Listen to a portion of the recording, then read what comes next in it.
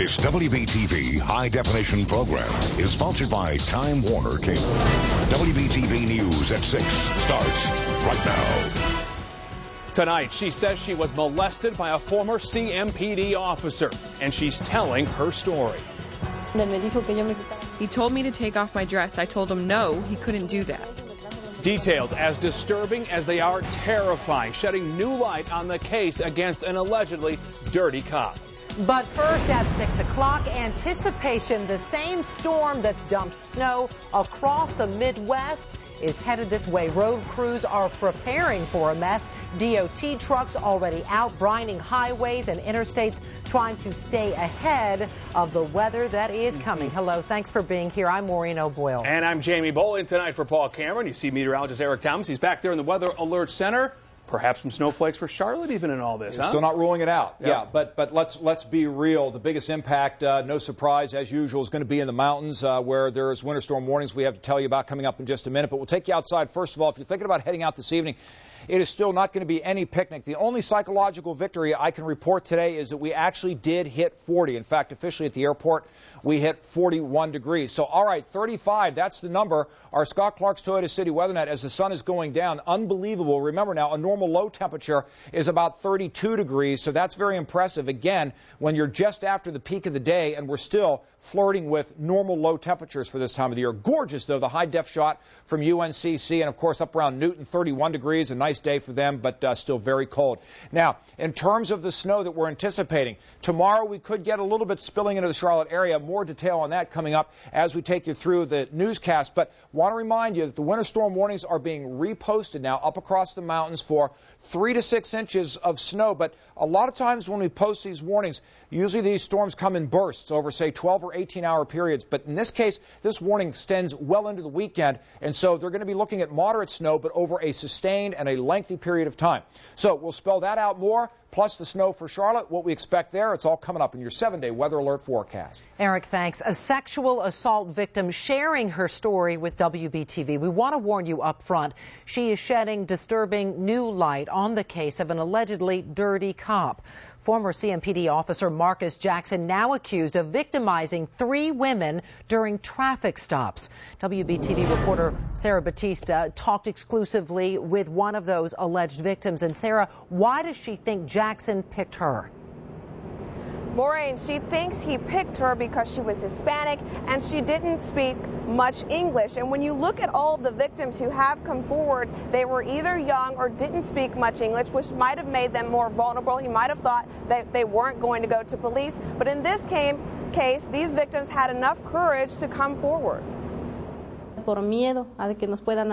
She is scared, young, untrusting. She doesn't want to show her face. She describes in detail how Officer Marcus Jackson allegedly pulled her and her boyfriend over at a gas station on Eastway Drive. It was 2 a.m., December 28th. He turned off the flashing lights, told us to get in the car and follow him to where he was going. The couple followed the officer, thinking they were headed to the police station. Instead, they drove to a church. It was dark, secluded. The woman says he took her behind the building. He touched me where he shouldn't have. I was angry, frustrated. I told him he couldn't do that. She says Jackson asked her to lift up her dress. She refused. She says Jackson then ordered her boyfriend to grope her. My boyfriend, out of nervousness and fear, did what the officer told him. And then the horrible encounter was over. He told him he wasn't going to give him a ticket, and that was good what my boyfriend did, and we could leave. The young woman, distraught, terrified, took her story to the Spanish media. A reporter with Mi Gente newspaper encouraged her to go to police. Within days, 2 more victims came forward. Similar stories painting a picture of an officer who allegedly abused his power. Sometimes I feel content because I know it was right to tell, but I feel scared he might get out and find me.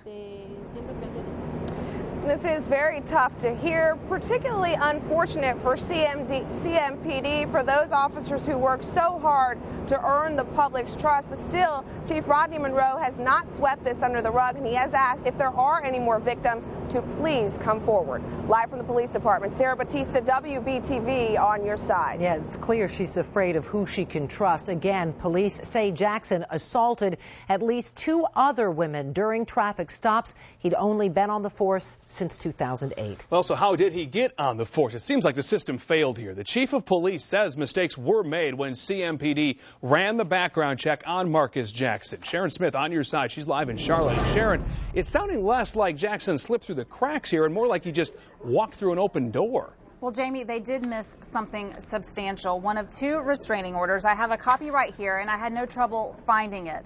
Jackson's ex-girlfriend says twice in 2005, he grabbed me by the face several times, screaming and yelling. He hit me in the back of the head, slapped my face, pushed me down in the floor. It goes on, but you get the picture. The fact that Jackson had a restraining order is not a crime like these current charges. It's a civil process, not a criminal one. However, Jackson was restricted from having a gun and contact with the victim. Now, the bigger picture here, why didn't CMPD know what is standard on their background checks? Well, I put those questions to the chief and his recruitment captain. Jamie, we have not heard the answers back in time for this broadcast. Well, we'll wait for those. Sharon, run down the hiring process police have in place right now. Now, granted, the chief has said it's under review, but what goes into putting an officer on the street right now? Jamie, recruits go through several steps. Here's what CMPD's website says about this. Recruits take a polygraph. They go through a psychological test, the background check, references are contacted, and CMPD's chain of command, they review it all. Now, when it comes to the criminal background checks, though, you know, it's pretty easy. We can start online checking the jail website, checking the state prison website. That helps get us started there. But when it comes to a restraining order, it's a little bit different. You have to have access to the court computers. It's public record. One guy who I talked to who runs a background check agency, he found that this existed in about 2 seconds when I was on the phone today, but I had to go to the courthouse and pull the actual file to read it and see what it says. We don't know if CMPD does that, if that is standard or not. Again, we're still waiting to hear back on that one, too. Jamie? One would think they would know all the ins and outs of all these various systems. Sharon Smith live in the newsroom tonight. Thank you. Dozens of accused drunk drivers, wife beaters, and armed robbers could walk free thanks to Marcus Jackson. The Mecklenburg County DA may have to dismiss close to 50 cases because Jackson's credibility is shot. Just about every case in which Jackson was the only witness will have to be thrown out. And if his name is even attached to other cases, defense attorneys could pick those apart. We will compare notes. We'll talk to each other about what they may know about an officer, if he's in trouble like this, or if he's had some other trouble that may not have surfaced. And the DA's office tells us it could be worse. Jackson was only on the force, as we mentioned, a little over a year. That means his name is attached to fewer cases. Police will not charge the fiancé of Cincinnati Bengals receiver Chris Henry in connection with his death. CMPD says there is not enough evidence to charge Lolena Tonga. Tonga was behind the wheel when Henry either jumped or fell from the back of her pickup truck. He died a day later of blunt force trauma to the head. Police and neighbors say the couple had been fighting before the accident. Up next at 6 o'clock, small businesses seriously suffering. I have my own feeling on what has caused all this, and it's a 5-letter word called greed. Bank CEOs say they're ready to start helping the little guy. Yeah, but more and more local business owners coming forward telling us their banks are the bad guys.